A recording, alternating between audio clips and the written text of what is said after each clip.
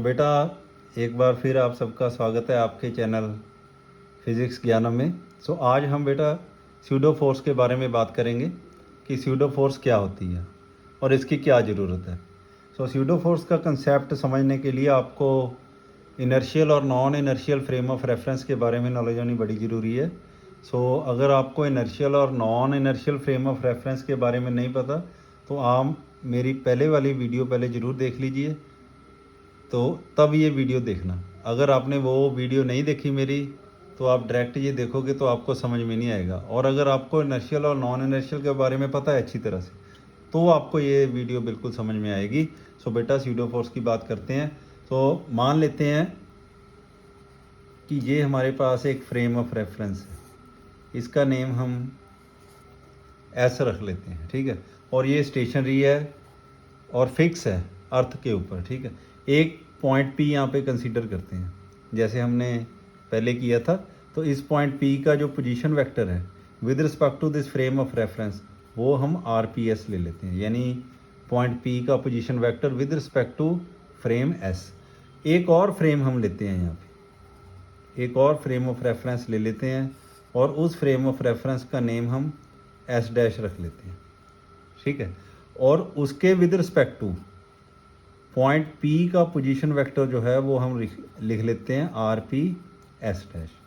और ये जो नए वाला फ्रेम हमने कंसीडर किया है इसके ओरिजिन का position vector with respect to inertial frame of reference S के ओरिजिन के क्या होगा वो हम ये बना लेते हैं और इसका क्या नाम रख लेते हैं R S dash S. R S dash S का क्या मतलब है कि position vector of origin of frame S dash with respect to frame S, ये बन गया।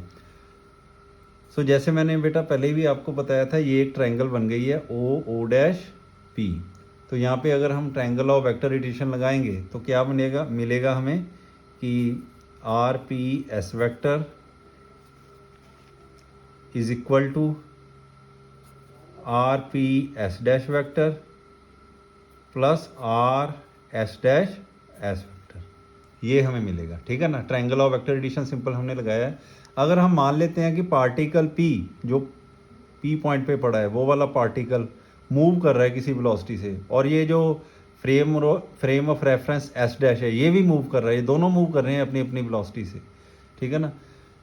तो इनका जो पोजीशन वेक्टर है ये चेंज होंगे, ठीक है ना। जब बॉडी मूव करती है तो पोजीशन वेक्टर तो चेंज होते ही हैं, और जब पोजीशन वेक्टर चेंज होते हैं तो हम उन्हें डिफ्रेंशिएट कर सकते हैं इंस्टेंटेनियस वेलोसिटी पता करने के लिए। इस तरह से हम इन इक्वेशन को अगर डिफरेंशिएट कर दे इस इक्वेशन को दोनों तरफ, तो हमें क्या मिल जाएगा वी पी एस यानी velocity of particle P in frame S is equal to V P S dash यानी velocity of particle P with respect to frame S dash plus V S dash S यानी velocity of frame of reference S dash with respect to frame S.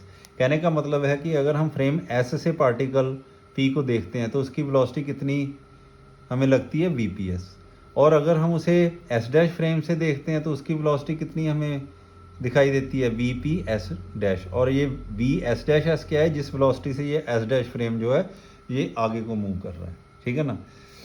बेटा मान लेते हैं कि ये जो frame of reference S dash है ये frame of reference accelerated frame of reference है, ये किसी एक्सेलरेशन से आगे को जा रहा है, ठीक है ना। ये S dash frame of reference जो है ये एक्सेलरेटेड फ्रेम ऑफ रेफरेंस है। कहने का मतलब है कि इसकी वेलोसिटी लगातार क्या हो रही है, चेंज हो रही है। और ये जो पार्टिकल पी है इस पर कोई फोर्स लग रही है, ठीक है ना। एस फ्रेम ऑफ रेफरेंस में इस पर कोई फोर्स लग रही है जिसके कारण ये भी क्या है, इसमें भी एक्सेलरेशन होगी। तो दोनों ही चीज़ें यानी कि फ्रेम एस डैश और पार्टिकल पी ये एक्सेलरेटेड है, और इनकी एक्सेलरेशन पता करने के लिए इस इक्वेशन को हम दोबारा से क्या कर देंगे, डिफरेंशिएट कर देंगे, तो हमें इनकी इंस्टेंटेनियस एक्सेलरेशन पता लग जाएगी। अगर हम इस इक्वेशन को विद रिस्पेक्ट टू टी दोनों तरफ डिफरेंशिएट कर दें तो हमारे पास क्या आ जाएगा, A P S vector is equal to A P S dash vector plus A S dash S vector. ये बेटा कैसे आया, अगर आप डिटेल में इसके बारे में देखना चाहते हो तो आप मेरी पिछली वीडियो देख सकते हो, क्योंकि वहाँ पे मैंने डिटेल में ये तीनों इक्वेशंस जो हैं वो ड्राइव की हैं। अब यहाँ पे देखो हमने एक्सेलरेशन फाइंड आउट करनी है पार्टिकल पी की इन फ्रेम एस डैश, तो ये किसके इक्वल आएगी, ये आ जाएगी, ये वाली टर्म उधर जाके माइनस हो जाएगी, ये बन जाएगा A P S vector minus A S dash S vector हो गया। ठीक है, अब दोनों तरफ मास से मल्टीप्लाई कर दो। किसके मास से? पार्टिकल के मास से। तो हम ये मास से इसे मल्टीप्लाई कर देते हैं।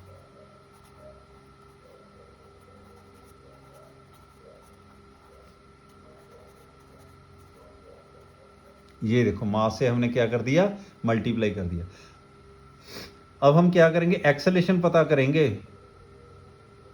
पी पार्टिकल की एस डैश फ्रेम में। तो वो किसके इक्वल आ जाएगी? ये आ गई M A vector P S minus M A vector S dash S over M. ठीक है ना। अब ये देखो क्या बना हमारे पास, ये M A vector P S क्या है? M A vector P S. अब देखो ए वैक्टर पी एस क्या है? ये है पार्टिकल की एक्सेलरेशन इन फ्रेम एस, और एम क्या है? मास है। और एस फ्रेम क्या है? इनर्शियल फ्रेम है। और इनर्शियल फ्रेम में तो हमें मालूम है न्यूटन्स के लॉ जो होते हैं वो वैलिड होते हैं। और मास से जब एक्सेलरेशन मल्टीप्लाई होती है तो किसके इक्वल आ जाता है? फोर्स के इक्वल आ जाता है। ठीक है ना, एफ फोर्स। ये एफ फोर्स क्या है? ये फोर्स है जो पार्टिकल पे लग रही है इन फ्रेम एस। तो यहाँ पे इसकी वैल्यू भर देते हैं। ये आ जाएगा F vector minus M A vector S dash S over M, A vector P S dash. और ये देखो इधर ही अगर आप देखो, अगर एक्सेलरेशन आपने फाइंड आउट करनी हो पार्टिकल की इन फ्रेम एस, तो ये किसके इक्वल आएगी? फोर्स ओवर मास के इक्वल आ जाएगी। यानी कि एक्सेलरेशन जो किसके इक्वल होती है? फोर्स ओवर मास के इक्वल होती है। ये एक्सेलरेशन हमें मिलती है पार्टिकल की इन फ्रेम एस यानी इनर्शियल फ्रेम में। अगर हम इसी पार्टिकल की एक्सेलरेशन एस डैश फ्रेम में फाइंड आउट करेंगे तो क्या आनी चाहिए? फोर्स ओवर मास आनी चाहिए ना। यहाँ पे देखो फोर्स है, फोर्स में से एक टर्म जो है वो माइनस हो रही है और फिर मास से डिवाइड हो रही है। यानी कि यहाँ पे फोर्स नहीं है, फोर्स में से कोई फैक्टर जो है वो सब्ट्रैक्ट हो रहा है। यानी कि यहाँ पे जो न्यूटन्स का सेकंड लॉ है वो इनवैलिड हो रहा है। ठीक है ना।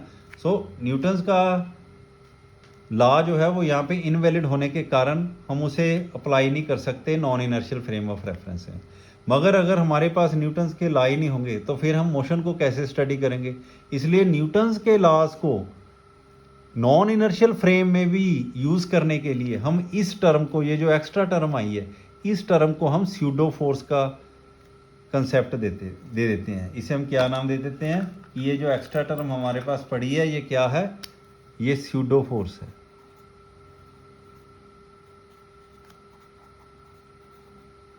ये स्यूडो फोर्स आ गई। ठीक है। सो स्यूडो फोर्स क्या हुई फिर? ये देखो एक्सेलेरेशन पार्टिकल की अगर हम फ्रेम एस में से देखेंगे जो हमारा इनर्शियल फ्रेम है, तो हमारे पास एक्सेलेरेशन आएगी फोर्स ओवर मास जो न्यूटन के लॉ के अकॉर्डिंग है। और अगर हम non inertial frame of reference से देखेंगे तो एक्सेलेरेशन ये आएगी। और ये फोर्स ओवर मास तो है नहीं, एक एडिशनल टर्म जो है वो सब्ट्रैक्ट हो रही है। यानी भी यहाँ पे न्यूटन्स का लॉ इनवैलिड हो रहा है। तो उसे वैलिड करने के लिए, यानी कि उसे यूज़ करने के लिए कि हम न्यूटन के लॉ को यूज़ कर सकें नॉन इनर्शियल फ्रेम में, इस एक्स्ट्रा टर्म को हम फोर्स का नेम दे देते हैं। कौन सी फोर्स? एक फिक्टिशियस फोर्स, एक इमेजिनरी फोर्स, जिसे हम क्या बोल देते हैं? स्यूडो फोर्स बोल देते हैं। सो बेटा ये स्यूडो फोर्स का कंसेप्ट हम यहाँ से लेते हैं। और अगर ज़्यादा क्लैरिटी करनी है एग्जाम्पल के साथ तो हम देखो एक एग्जाम्पल लेते हैं स्यूडो फोर्स को और ज़्यादा क्लियर करने के लिए। जैसे मान लो कि रोड है, कोई रोड पे ये देखो एक पोल लगा है। ठीक है ना। इसी रोड पे एक आदमी खड़ा है। ठीक है ना। इसी रोड पे क्या है? एक आदमी खड़ा है। और ये देखो एक बस जो है वो इस तरफ को जा रही विद एक्सेलरेशन ए एक्सेलरेशन के साथ इस तरफ को जा रही है। अगर फ्रेम ऑफ रेफरेंस हम बाहर रखेंगे, ग्राउंड पे रखेंगे, यानी कि अगर ये बाहर वाला आदमी इस पोल को देखेगा तो इसकी पोल की एक्सेलरेशन क्या आएगी?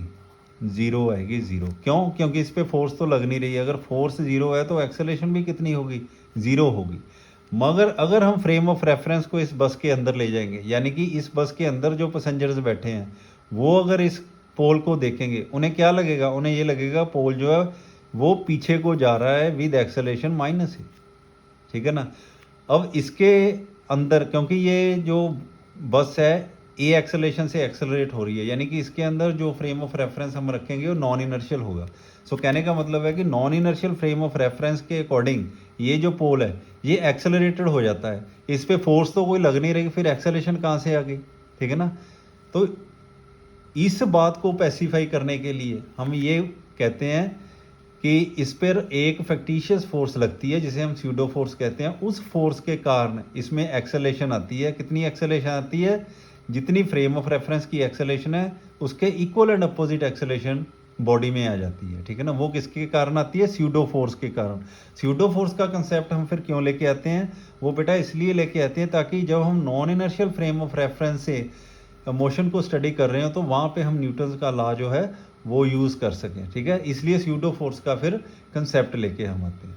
तो बेटा ये स्यूडो फोर्स का थोड़ा सा कंसेप्ट था।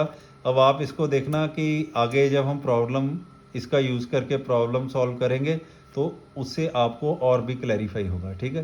सो मुझे उम्मीद है कि आपको स्यूडो फोर्स का कंसेप्ट जो है वो थोड़ा बहुत समझ लग गया होगा।